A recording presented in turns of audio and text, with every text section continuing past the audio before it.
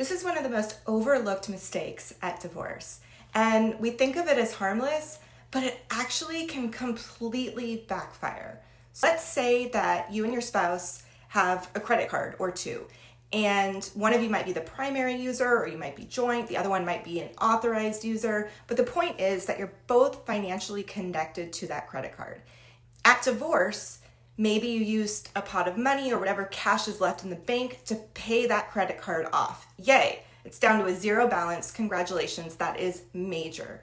But what often happens is because that credit card is down to a zero balance, people don't include it in their marital settlement agreement. They just leave it out. But do not leave it out. You need to say what will happen to that credit card. I spoke to someone the other day and they had been divorced for quite a while. When they got divorced, they didn't put the credit card in the marital settlement agreement because it had a zero balance.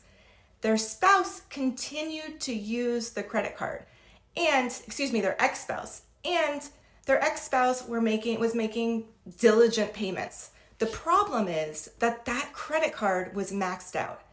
And when this woman went to qualify for a loan to buy a condo, she couldn't get the rate that she wanted because her credit has been massively impacted by the fact that she unknowingly had a maxed out credit card on her credit report. Also seen where the other spouse just stops paying or hits a hard spot or goes into bankruptcy. And because the other spouse was still financially responsible for that credit card, they were impacted and it was brutal. So understand this. The best thing you can do, at least from a legal standpoint, is to close that credit card and open a new account. And that's because you want to start completely fresh. You don't want to be in any way financially connected to your spouse if you don't have to be.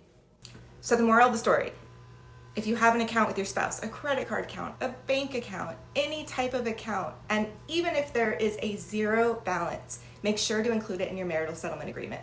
List the last four digits of the account and what will now happen with it.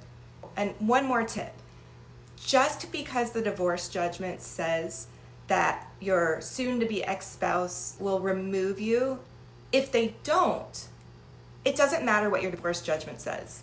What matters is that Visa or MasterCard or American Express or any of those guys will still come after you.